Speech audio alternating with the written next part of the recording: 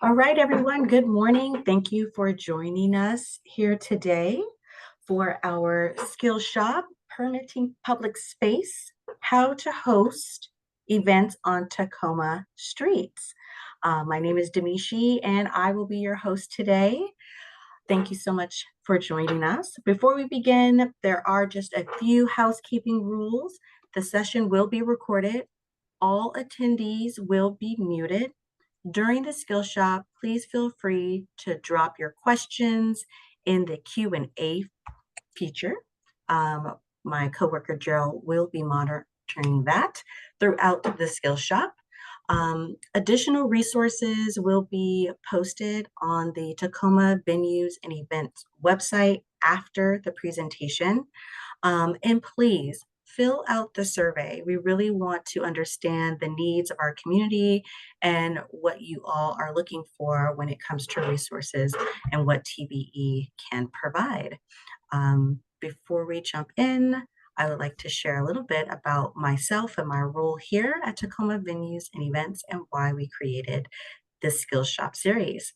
Like I said in the beginning, my name is Demishi Pai. I am the Community Impact Coordinator for Tacoma Venues and Events, also known as TVE. I help engage with the community, nonprofits, build relationships with school districts, neighborhood association, tribal members, and civic leaders. I also help support the City of Tacoma produced events such as Dr. Martin Luther King Jr. celebration and the City of Destiny Awards. About Tacoma Venues and Events, we manage the Tacoma Dome, Convention Center, Cheney Stadium, Historic Pantages Rialto Theater, Theater on the Square, and I'm not sure if I said Convention Center, but we manage that as well. We also manage the Special Event and Film Permits Department and the City Events and Recognitions Committee. Joining us today, we have a wonderful panel. I'm very fortunate to work with all of these people in different capacities. We have Ashley Young with Tacoma Venues and Events, my colleague as well. Emma Burnfield, Planning and Development Services. Josh Guild, Public Works Street Operations. Ricky Klausing, Public Works Transportation, Planning and Permitting. Sergeant Jason Mills, Tacoma Police Department. Luis Fargoso, Finance Risk Management, and Whitney Park with Pierce Transit. Thank you all again for being with us today. I'm super excited. And our first panelist will be Miss Ashley Young. Hey, everybody, good morning. My name is Ashley Young. I'm the Special Event Coordinator for Tacoma Venues and Events. I have a couple different roles here with the City of Tacoma and Tacoma Venues. I am a film and event permitting authority. So any events that take place in the public right-of-ways, such as the streets, sidewalks, medians, or in our city-owned parks and plazas, I can permit for the use of festivals, parades, block parties, street fairs, etc. I'm also the staff liaison for the City Events and Recognitions Committee, which is a council-appointed committee that produces events on behalf of our city council, such as the City of Destiny Awards coming up on June 26th and Martin Luther King Jr. I also help them distribute funding to our community events. So I'm here in my role as the permitting authority for special events. And I'm going to go over some of my most frequently asked questions. So the first question that I get often is, what information do I need to have ready before I submit? The information that you really need to have are the really high level details of your event, such as the date, time, location. You also need to have a description of your event, the estimated attendance. Then you also need to provide us with documentation. You really need to have two important documents with you, especially if you're doing a road closure, before you submit. Prepared. The traffic control plan, which needs to be made by a certified traffic controller, and then your site plan, which tells us what you intend to do in the right of way, such as placing equipment like stages, placing bouncy houses, or anything that's going to go in the road. When you apply and you apply online, you also need to have some other information, such as what's your solid waste plan? What is your first aid, crowd control, and safety plans? What are the appropriate contact information, the people that I need to be talking to directly while you're going through the permitting process? What your food and beverage plans are? Do you plan to serve or have alcohol be consumed at your event? What is going to be your amplified sound? What kind of tents, stages, and equipment are you going to have? And then also, you will need to work on your proof of insurance, but you won't need to provide that until a little bit later.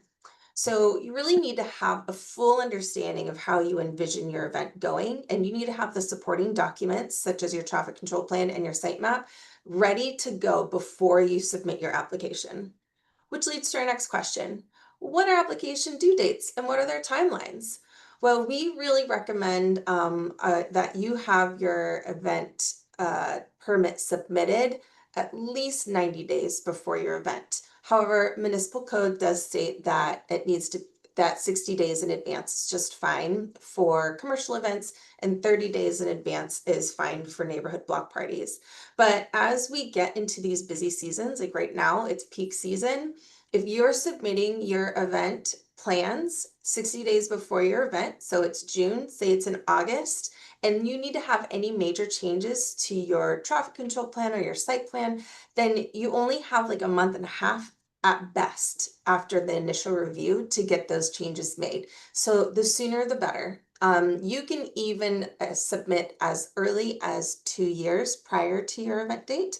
However, we probably won't get to the planning phase of it until about a year out and start setting up meetings with you then. If you're a new event, we really strongly recommend that you reach out to my office as soon as possible. Submit your plans before that 90-day mark and work with me to see exactly what we're looking for if you've never done that before. Once the application is submitted, those plans go to our special event review committee, and those are the departments and agencies that are reviewing your plan. So what is a special event review committee meeting? Once you submit your application, I put you into the queue for your consultation, which is meeting virtually with our special event review committee. They need to have the traffic control plan and site map and your general plans, such as vendors, food, alcohol, what your safety and crowd control plans are ahead of that meeting so that they can come to you with thoughtful questions and comments and requirements or recommendations on what we think you need to be doing in order to have a safe event in the right of way. So we meet with it's departments like fire, Tacoma Police, risk management, Public Works is there. We also see outside agencies such as Pierce Transit, Sound Transit, and Tacoma Pierce County Health Department. All of these people are stakeholders in this permitting process, and all of them are a part of the review process with me. That way we are being thorough about the needs, and you're kind of coming to one hub in order to get all the information that you need to move forward. So we meet once a month in the summer, sometimes twice a month with our event organizers so that we can have these conversations. What is the best way to communicate with the special event review team outside of these meetings? The fastest way to get in touch with me is through email. I'm happy to provide my contact information. It's ayoung1@tacomavenues.org. Please always include your permit number in the subject line so that I know what permit that I'm working with and I can be more speedy with my response. If a member of the review committee has reached out directly, please feel free to connect with them. I know, especially like our transportation team, he will reach out directly often just because it's a little bit faster for him to get the answers that he needs or express the changes that are needed. But if you're feeling uncomfortable talking with people directly, I am the central communication hub for all the special event permits, and I'm happy to be the liaison between you and other departments or agencies about your questions or concerns. I would love to do one-on-ones with people. I have a booking link so you can set up a time on both of our calendars to make sure it's a good time for you. Or I'm happy to create a meeting with a smaller group of our review committee to go over specific things, such as traffic plans or specific safety requirements, or even helping coordinate your connection with the health department so that you can get your inspection set up for your day of. So those are some of my most frequently asked questions. Please come to me. I'm always here to help and be a support for any of your permitting needs. And I'm going to show you an example of what a site map is. So we have various people in the committee review various parts of your permit. The part that I review the most is your site plan. So, and sorry that it's sideways, but we wanted to show you what a pretty thorough site map is. This was the 2024 Tacoma Pride that's downtown. They will be moving to Wright Park. So we thought that this would be a good opportunity to show you an event that's not necessarily taking place anymore. But these are the things that I'm looking for. I'm looking for your locations of your portable restrooms, where your recycle and trash areas are going to be. Where do you plan on having vendor booths? I'm also looking to make sure that there's a 20-foot path for any emergency vehicles to get through. We're also looking to see where your stages are, where your food trucks are going to be. And this is outside of your traffic control plan, which we'll go over in a little bit with our transportation team. So, but this is me. I review the site map specifically. So please come to me with any of those questions that you may have. So that is it for me. And we're going to kick it over to Mishi again. Okay, well, next up we have Emma, and Emma is with the Planning and Development Services Department. And I will have Emma go ahead and tell us a little bit about yourself and go into your Q&A question. No, F&A. Fabulous. Thank you, Demishi. Oh, it's Christmas apparently where I am. We're technical difficulties all over the place here. We're going to just roll with it, guys. My name's Emma Burnfield. I'm a senior permit specialist in the Planning and Development Services Department. Been here for about 5 years. Handle all kind of what you'd expect out of building and planning tasks. Was invited to come present here though because while my team doesn't have a direct hand in the review of special event permits, the application itself lives in our system, and we're like the power users of the Acela system. So just here to talk a little bit about that, and how to operate within the Acela portal. As far as some frequently asked questions, does your proposed event require a permit? We get this question a lot. We're the permit office. This comes to us. And we are always going to defer to the special events office, to Ashley and Demishi, about if what you're proposing is actually going to require a permit. And if it does, it's going to be something through their office. The biggest thing to talk about today from my side is just how to navigate within the customer access portal when you are getting ready to submit your application or you're trying to access it later in the process. So I'm going to show you the portal. Hopefully we've been having technical difficulties all morning, so hopefully I can get my screen share in here. And Demishi will just have to tell me if this isn't working for anybody, but hopefully we can see that now. We're here in the customer service portal. It's working. Is it working? Perfect. Yes, Fabulous. Yeah. So we're here in the portal. Skip to the step where you would actually log in, but you'd need to create an account here, and then you would log into your permit portal. When you log in, this is the first screen you're going to see here, your dashboard giving you an overview of everything you have in the system. If you're coming in and you're wanting to be filling out a new application, you would click this Planning and Development Services tab. We don't have a dedicated event tab here, but you'd click this Planning and Development Service tab, sign off on the general disclaimer here.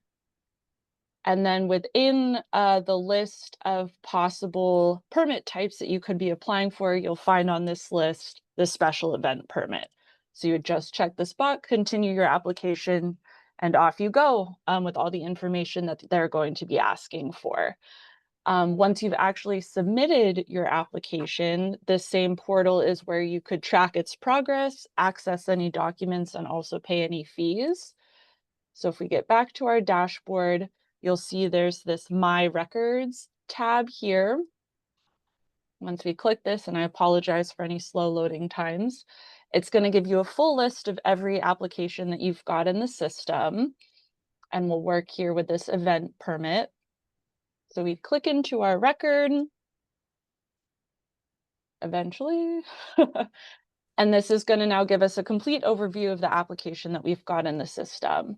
So you can track your record details, see exactly what you've submitted, track your processing status, and then kind of the two most important things, you can access your attachments, all of the documents that are on file, and also you can make any payments that are required.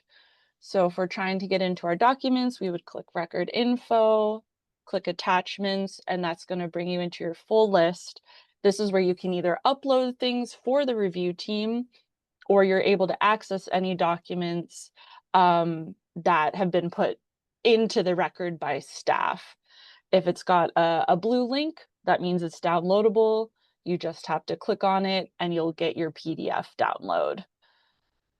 And then if we need to make any payments, the whole separate dedicated tab there, you just click payments, click fees. It's going to give you a summary of all your outstanding balances. There's this tiny little link here to pay fees.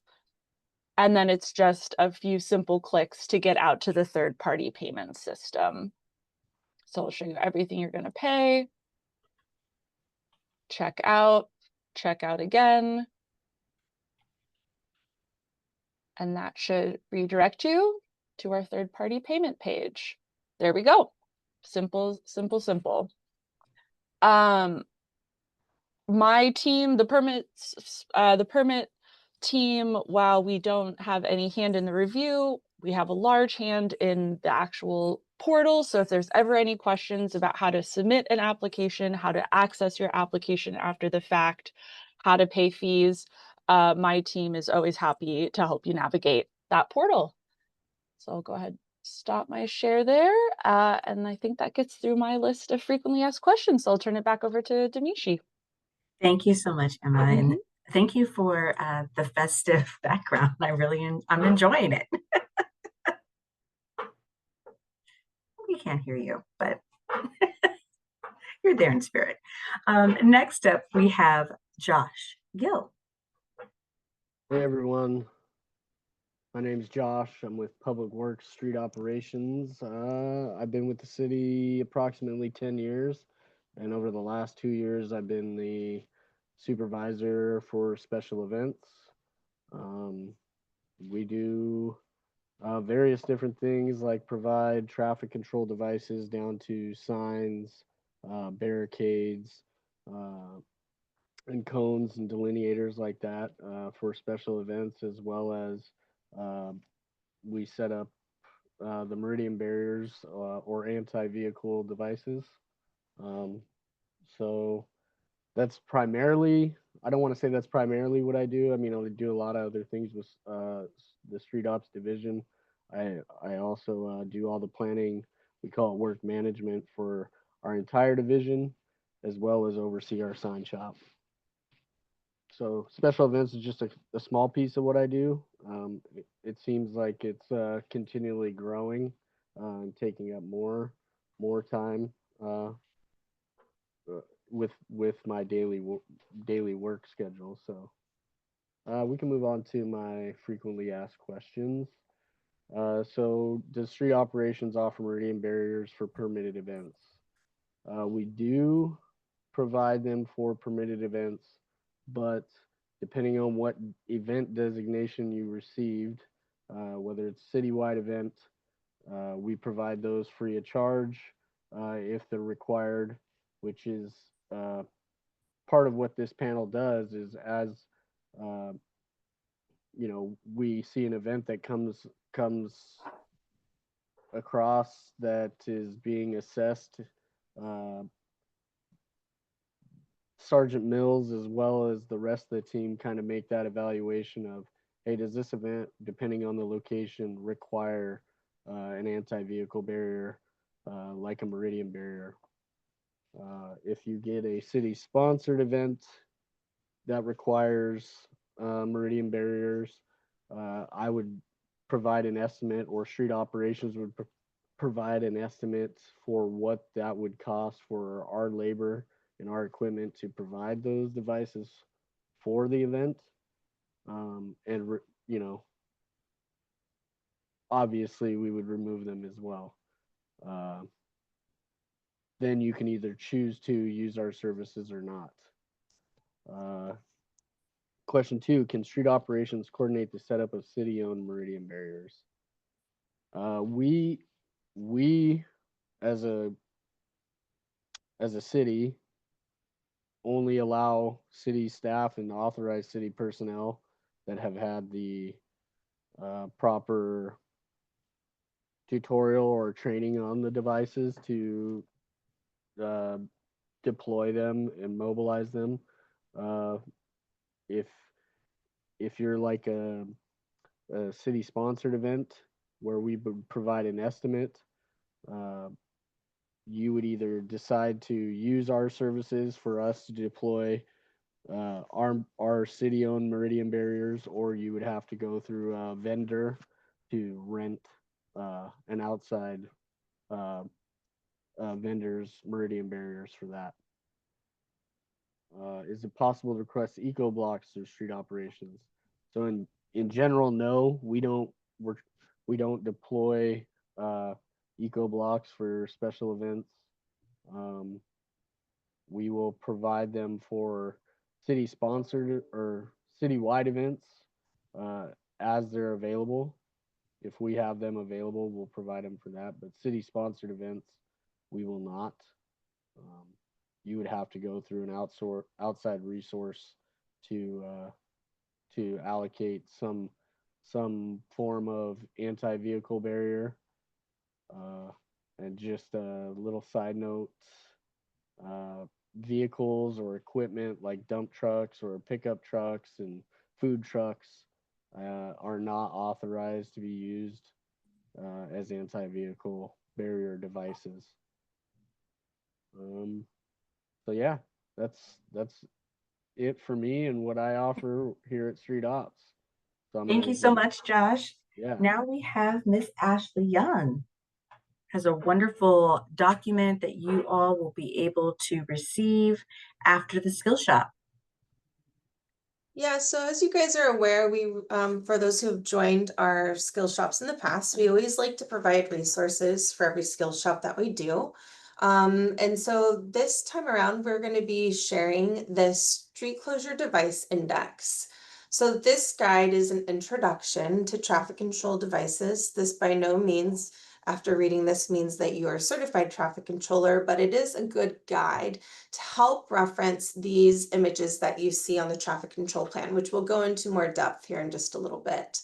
What we try to present to you is the different types of devices that are available, an image of what they may look like, what their typical use is, and some specs and placements of each of the devices.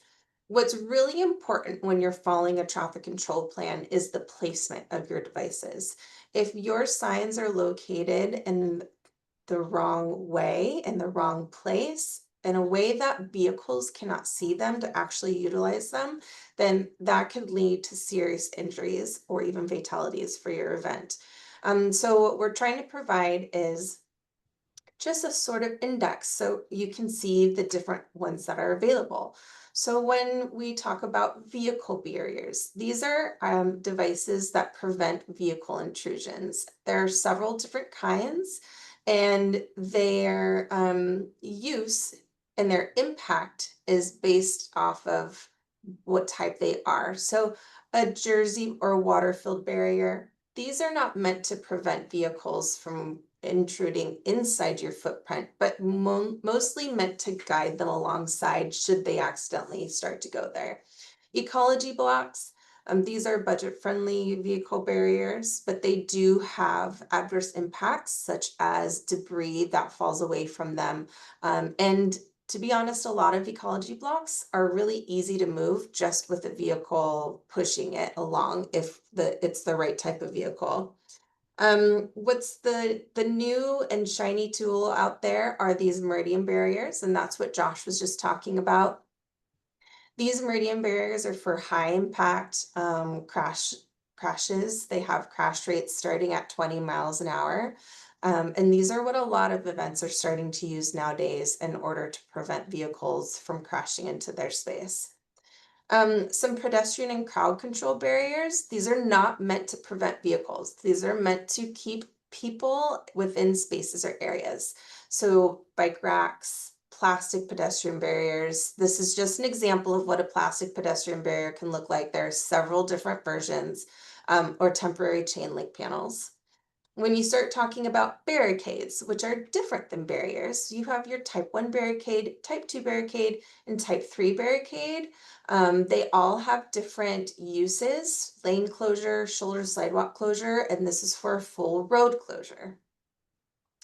Then we also have some information about traffic cones, delineators, and traffic drums. And we have several of the types of signs that could be used on a traffic control plan.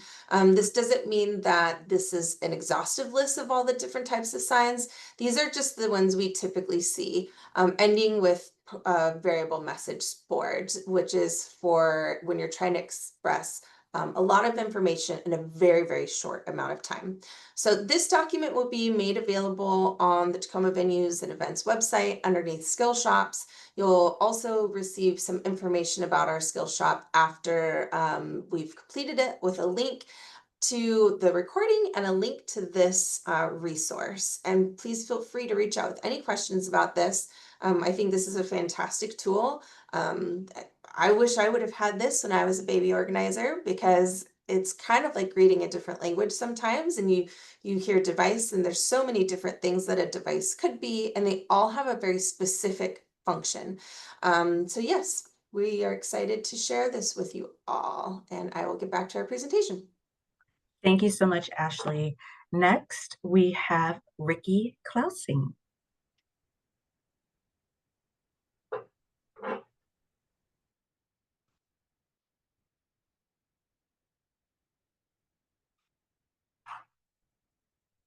It looks like Ricky's not here.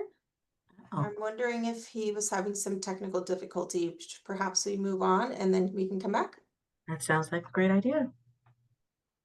All right. So joining us is Sergeant Jason Mills. Hi, thank you. Yeah, I am the Special Events Sergeant for the Tacoma Police Department. I've been at the police department for about 20 years, Special Events Sergeant for roughly 3.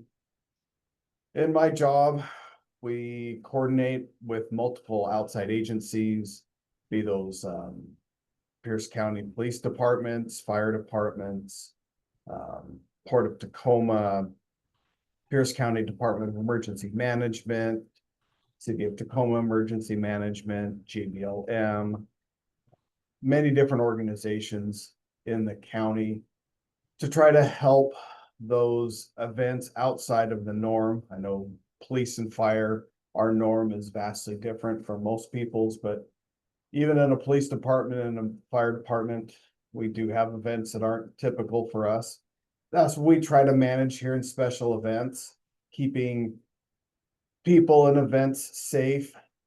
Events can obviously come in many different shapes and sizes, from free speech demonstrations like we saw over the weekend, less demonstration, more destruction at events.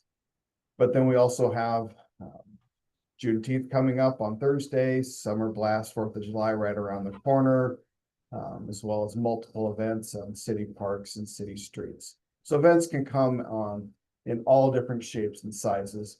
Try to coordinate with those organizations as best we can.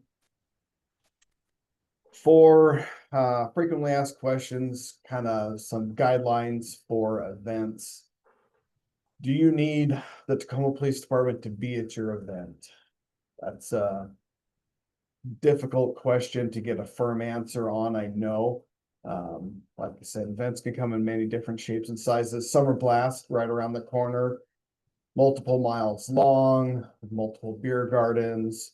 We've got the waterfront aspect. We've got explosives for fireworks. It's the middle of the summer, you're going to have heat, right? That is probably one of the biggest events City of Tacoma hosts.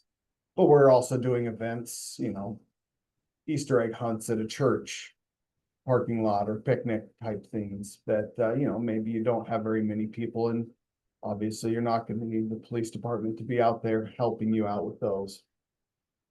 Some factors that I would consider if you're thinking about the safety of your event. Alcohol, beer gardens, things like that are definitely factors for consideration. If you are blocking off city streets, maintaining emergency access for both police and fire, those are going to be times when you might need the police department to come out. We can put our vehicles out on the roadway, move them so fire trucks or more emergency management can get in and out of an event. Quantity of people, especially in a confined area in the heat of summer, those are also factors that, yeah, might be a good idea to get some officers or security out there. It's not cheap to hire the police department. Supply and demand is definitely a factor. There are a lot of events. Staffing isn't usually what we would like it to be. Roughly $125 an hour with a 4-hour minimum. Just to give you a ballpark for how much to hire an officer. If you're having them help with security at an event, not typically going to have one officer out there walking alone by themselves. You would need 2 out there. If it's an officer, you know, we do street construction projects and they're just helping with that, might be 1 officer in a car. A lot of different options there. If you need officers there, give me a phone call or an email. Email's probably the best. jmills2@tacoma.gov. And Ashley Young can point you in my direction as well. She's your main point of contact anyway. And we can work on, if you have questions on if you should have them or not, we can work on those and the rest of your questions there. Security, there are many security companies in the area that can be utilized. We ask that you look at unarmed security, alcohol enforcement, those options. If you are looking for armed security, we do ask that you come to the Tacoma Police Department. We are kind of the experts, especially for our city. This is our jurisdiction, and we do feel we can help best support everybody a little bit better. There are times when we don't have the staffing to fill all of it with just Tacoma Police Department. I can reach out to all the surrounding agencies and do my best to find staffing, augment staffing with surrounding agencies such as Lakewood, Pierce County Sheriff's Department. I've been talking for a little bit, so I'll try to wrap it up. Vehicle barrier requirements. This is something not new, but it's been gaining more and more traction and attention. Obviously, New Orleans, we saw a horrendous incident where vehicles intentionally going into a public venue where we don't want vehicles to be because we have a lot of people in the streets. Generally, if you're doing an event in a park, not going to get as much speed built up in a grassy area or wooded area, but on a city street, vehicles can get going much faster. We need options and ways to keep vehicles and people separate and people safe, whether it's accidental or intentional. So we have been strongly encouraging, if you are going to have any event in a roadway, even a non-arterial, we're going to recommend that you look at and consider having vehicle barriers in place. If you're on an arterial, especially a main arterial in the city of Tacoma, and you're going to have people in the roadway, we're going to require that there are some kind of vehicle barriers in place to keep people as safe as possible. If there are any more questions, pop them in the chat. We'll try to get them addressed, but I'll turn it back over to Demishi. Thank you. Thank you so much, Jason. I appreciate that. Ricky is back. So, Ricky, take it away. Hello, thank you. Yep, sorry for the technical delay. I got kicked out of the Zoom meeting, but yeah, just my name is Ricky Klausing. I'm a development services analyst with our Public Works Transportation Division. In addition to private development and current planning projects that I review, I am a liaison with our Transportation Division to support the special events program in a lot of the ways being discussed by a couple of our other speakers today. So the traffic control plan is the main point of contact and review that I provide with event planning. And just to sort of touch in on the transportation, the City of Tacoma has a transportation and mobility plan that outlines our long-range transportation goals, in addition to our like active current planning strategies. And one of those is to promote active transportation and activation of the public realm by creating safe, accessible, and engaging public spaces. So I work alongside this wonderful review committee to do just that. And so in order to do that, we are always looking at the event footprint, the plan, how it impacts all users of the public right-of-way. So not just vehicular traffic, but also pedestrian traffic, bicyclists, wheelchair users, all users of the public right-of-way. And we just work to ensure that there's proper mitigation in for all of that for different events. Whether it's closing down a small residential street for like a block party, all the way up to closing down like a major arterial in the city, like the Daffodil Parade or something. My group works alongside our street operations group, which you heard from earlier from Josh, and also Tacoma PD on how to create safe, accessible public spaces. So moving on to some of the frequently asked questions, what is a public right-of-way? The public right-of-way is, a lot of people think of it as like just the street, but it's actually the roadway network, also the sidewalks and planting strips, and any public space that's sort of intermixed in between private properties. And then what signs or barricades are required for a special event? That really depends on the location of the event. As Sergeant Mills said earlier, some of the special events that are hosted in like our public parks are going to have a different sort of approach to a public event like the farmers market, for example, or like a residential block party or like a music festival. So what we do is look at each of the proposed locations and sort of analyze all of the conflicts or potential conflicts, not just with vehicles, but just infrastructure, traffic impacts. And then we just work to sort of like comb through those and make sure that there's proper mitigation in place for each event.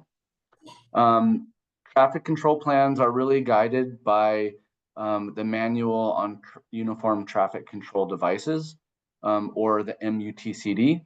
That's a federal document that's created by the Federal Highway Association that establishes national standards for traffic control devices that are used on all public roads in the United States. So that includes signs, signals, pavement markings, all of the way that we design public space. We want to make sure that all users of the right-of-way are ensured that their safety is in place while they use that area. So a traffic control plan, why is it important? Kind of what I touched on already, but it really ensures, number one, that the participants of a special event are going to be safe. Goes back to that providing safe, accessible spaces in the public realm. And then also ensuring that all modes of traffic are informed on the impacts that they should expect. So if there's a road closure, we want to make sure that there's advanced warning signs, notification to drivers, even to whole communities. So we do like, one of the processes in the event is having like public notification. So just outlining if there's a large sort of a large special event that's going to impact, you know, a major area, we want to notify all the residents and businesses around there that that's going to happen on a particular day. And then we rely on the traffic control plan to really guide folks in the day of the event and before the event to know what to expect. So there's no last minute decision making or some of those sort of like when you're in between a light and you panic and just do something that's out of line. We want to inform all vehicles and people in the right of way how to safely navigate through, around, or get to the event. So that's why a traffic control plan is important. What is the difference between an arterial road and a non-arterial road? This really comes down on the technical terms. All of our streets have classifications. So like our major arterials or principal arterials are streets like Pacific Avenue and 38th Street. You have, you know, Union Avenue. A lot of these like major connecting streets throughout the city they're classified based on their traffic volumes. And so essentially more cars travel on these roads than other roads. So that makes it different than sort of like a side street or a residential street. Arterial streets do have 3 different classifications. So there's a principal, a collector, and a minor arterial. And those are all based on the amount of traffic volumes that have been recorded on the street. And so based on the amount of traffic that it's going to impact, the proper mitigation has to be in place to direct drivers around the event. So that's sort of how the arterial road, non-arterial road works. Naturally, closing down an arterial road or having an event that impacts an arterial street is going to require additional mitigation than would be needed on a residential street or a low classified street. And so we work through that process in our review committee on looking at the proposed site plan, looking at the traffic control plan, and then assessing if all proper mitigation is being planned for. And if there's not, then we provide feedback on how to address that by either revising, changing the traffic control plan, taking different factors into consideration. Sergeant Mills mentioned earlier, like the anti-vehicle barriers.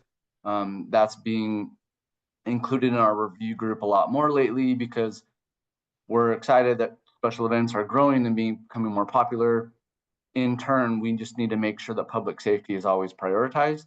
So we're looking at each event through that lens of how to make sure that not only are the participants safe, the users of the right-of-way are informed on where to go, but also that there's going to be no unexpected events the day of the event. So in some locations on arterial streets, for example, we are requiring anti-vehicle barriers. In other areas, they're being suggested for the safety of participants. And so we just work through the review process by analyzing all of those factors and then ultimately get into a place where we can approve the plan, issue it with the permit, and actually send the event off to be successful. If there are any other questions, oh yeah, we do have a traffic control plan here just to go over. This is for an annual event in the downtown area, the Tacoma Pride event that's been going on for a number of years. And this is just an example of just, like how the traffic control plan outlines all of the locations and proper signage that's required for this type of closure. So you can see that any arterial street that has a closure is required to have a detour route in place. Any detour route has to detour traffic from one arterial street to another arterial street. Not all streets are designed equally, so not all streets are as wide as other streets. Not all streets have been designed with the depth of concrete or pavement to accommodate larger vehicles. So the gross vehicle weight on some of these routes cannot accommodate vehicles on the side streets. So we work to make sure the detour route is in place, going to guide folks around the event, and then we make sure all the proper signage is out. Again, not only for vehicles, so you see some road closed signage up here. We see the orange triangles. Those are advanced warning signs notifying drivers that there is a road closure ahead, so it keeps them alert.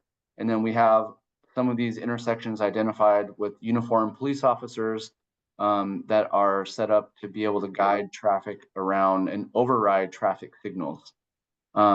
We also include in a lot of these plans, if it's going to impact pedestrian traffic, that there's sidewalk closures in place. So we want to route pedestrians around the event if there is a closure.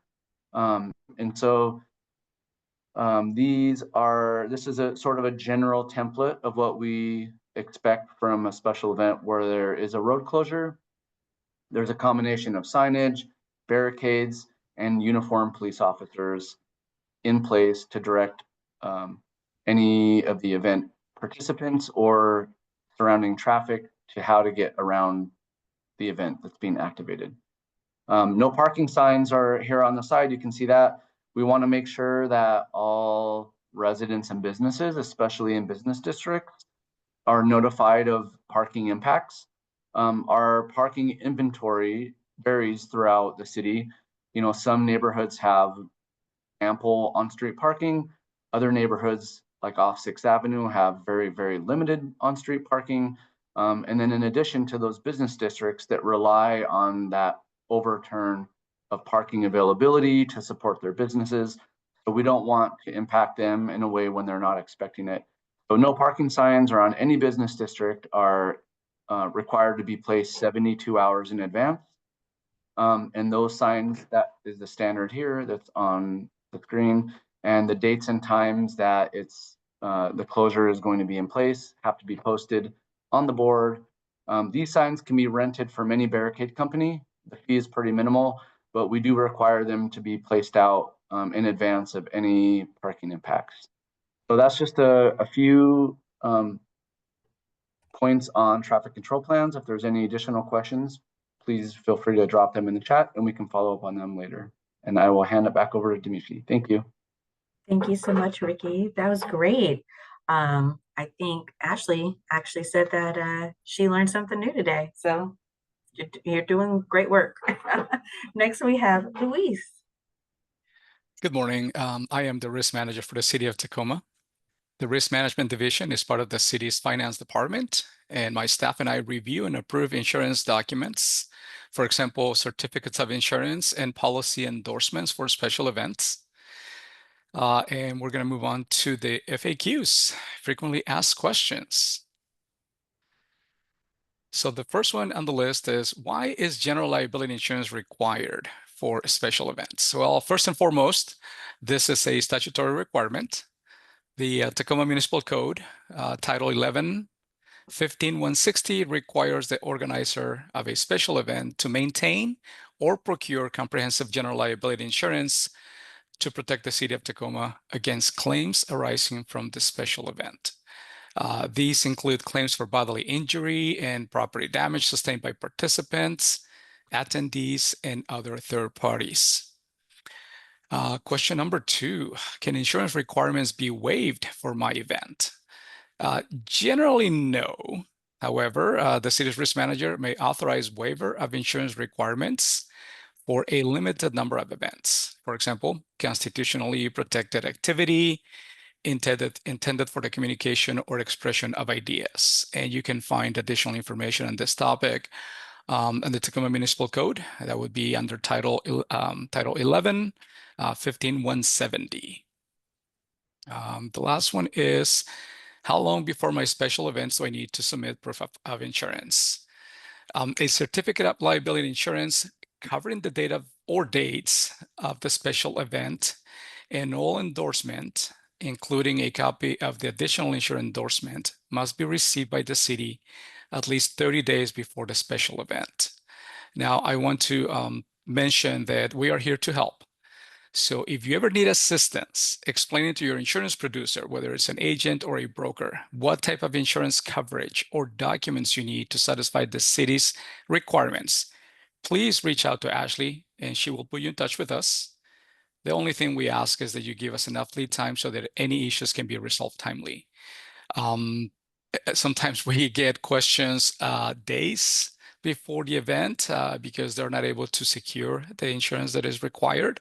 So again, if you give us enough time, we should be able to work with your agent, with your broker to get the insurance that you need. And I will turn it back to Demishi. Wonderful. Thank you so much, Luis. Whitney Park. Thank you, Demishi. You're welcome. Everybody, my name's Whitney Park. I go by Whit Park. I'm the special events coordinator for Pierce Transit. I've been with Pierce Transit for about 9 years and probably 5 years as the special events coordinator. As Sergeant Mills stated, special events are any event, they're varied. In transit, specifically, they're any event that affects our routing or our service. It can also be service that we provide outside our normal routing, such as extra buses for various sporting or concert events. We also do some contracting services to community events. As the special events coordinator, it's my job to identify these events and plan our response to them. And just so you all know, I'm not only in the Tacoma area, we actually have to provide this service for every area that we service, and that's Bellevue, Seattle, everything all the way down to DuPont. So it's quite a large area. Some of our recurring questions that we have, I'd say one of the most common requests that we get is, can we have a bus at our outdoor event to use as a cooling, warming, or dry spaces for our customers to eat? And our answer, unfortunately, is no. But we do provide these coaches. I'm sure you've seen on television of natural disasters, say a fire in our community, and you may see a bus, a Pierce Transit bus, sitting nearby. And we have outside agencies such as the Red Cross, the Pierce County EOC, may request coaches to be there for a warming bus, a cooling bus, or even a facility for Red Cross to process people for housing. One of the other large, or I would say frequent questions I get is, can we have a bus to shuttle people from area parking lots to our event? And I'm a firm advocate, as anybody in our panel would tell you, of using transit to get to these particular events. Unfortunately, a lot of our events are along major arterials, and that's the same arterial our buses ride in. So the answer to that question is, we're rarely, if ever, allowed to provide this type of service due to FTA charter service guidelines, and the FTA is the Federal Transit Administration. And not only that, but we have to ensure that we have resources available to run our normal obligated routing. So we can't take away from our normal service to give to an event. Another question that we get is, why are buses, when detoured blocks away from the event that close the route? And why can't they just go to the next street? And Ricky Klausing kind of answered that. Our services travel mainly on arterial roads, and in cities like Seattle, arterials are every other street, sometimes every street. So it would be simple to just move it to the next street if one street's blocked. Unfortunately, in Tacoma, it's not that easy. One of our biggest complaints that we have are events that happen in the Proctor District, because we have two routes that intersect each other, and a lot of people ride those routes. And whenever there's anything blocking that intersection, I have to detour routing 4 blocks away on either direction. Now, for me, it would be no big deal walking the 4 blocks, but for a lot of our ADA passengers, it is extremely difficult to travel those. So again, I'm a firm advocate of keeping our events on non-arterial streets, non-transit using streets, and we found in some, even with Proctor, with the farmers market, that they moved off the main arterial.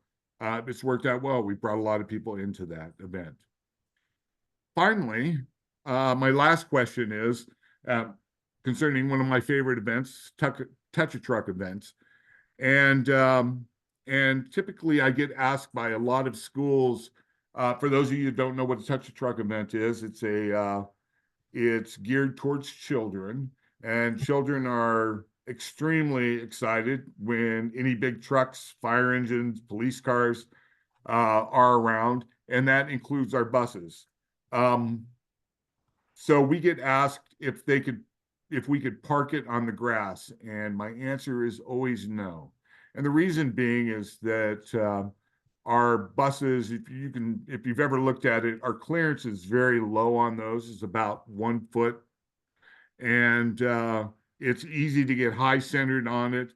Plus, the damage that can occur to grass and other facilities is just too big of a risk for us to take on. And that's all I have. I'll turn it back over to Demishi. If anybody has any further questions, please feel free to put them in our Q&A. Thank you so much. Yes, now it's time for Q&A. And my coworker Gerald has been keeping up with that. Gerald, what's our first question? One of the first questions was on the Q&A. It's slightly been answered by Ashley, but will we be able to get the request a copy of the street closure device index, and then it'll be available after the SkillShop. And then we have another question: is there a cap on participation limit that requires the insurance? For example, if my event has less than 100 people, do I still need to get insurance? So this is probably a question to Louise. The short answer is yes. Yeah, any event that does not qualify for a waiver will require general liability insurance, yes. What are some events that would qualify to have a waiver? Sergeant Mills was talking about freedom of speech, for example. If there's a protest and they apply for a permit, those could be waived. The insurance requirements could be waived for those type of events. Wonderful, thank you. Yeah. If I could just chime in on how you go about doing that, since constitutionally protected events, as we've all have seen, are becoming more common these days. You do need to provide a written letter for request of waiver, noting that it will be a financial hardship on whomever the organizer or organization is, and that would be submitted to me. And that would it's a part of an official review still. It's not just a simple email that goes out. It's something that needs to be documented.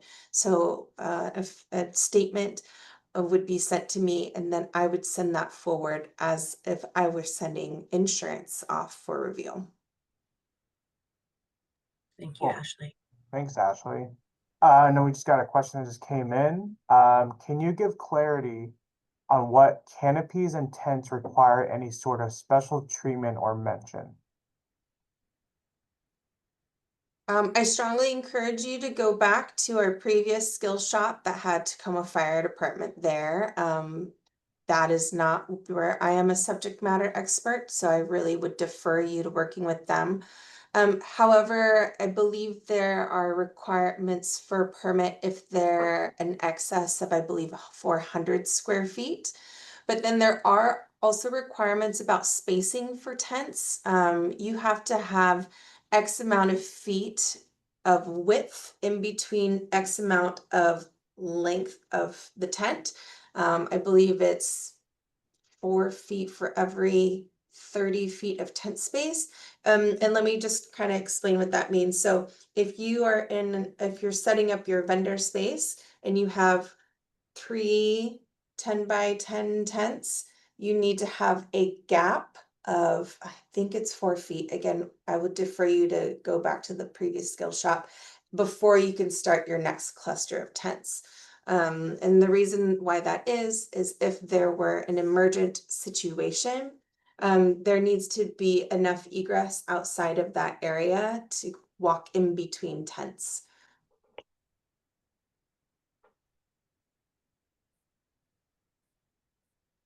Cool. Thanks, Ashley. Yeah, there's no more questions left onto the Q&A, so. Okay. Well, I want to say thank you to everyone that participated today, showed up today. Let us have a moment of your day. I really appreciate everyone being here. To our community event organizers, continue to do the work that you're doing. We really appreciate that. The SkillShops are here to help community event planners execute impactful events. We appreciate you. We understand the hard work that you do. So please continue to put on those free events for our community. And for the panelists today, thank you so much, like I said, for sharing part of your day with us today. We really appreciate all the knowledge that you've shared, and the resources will be available after the skill shop. They'll be on the TVE, Tacoma Venues and Events website. And then we're going to take a break. We're going to take a break, catch our breath, enjoy some of these free events. And our next skill shop will be in October. So hope to see you there, and everyone have a wonderful day. Bye-bye.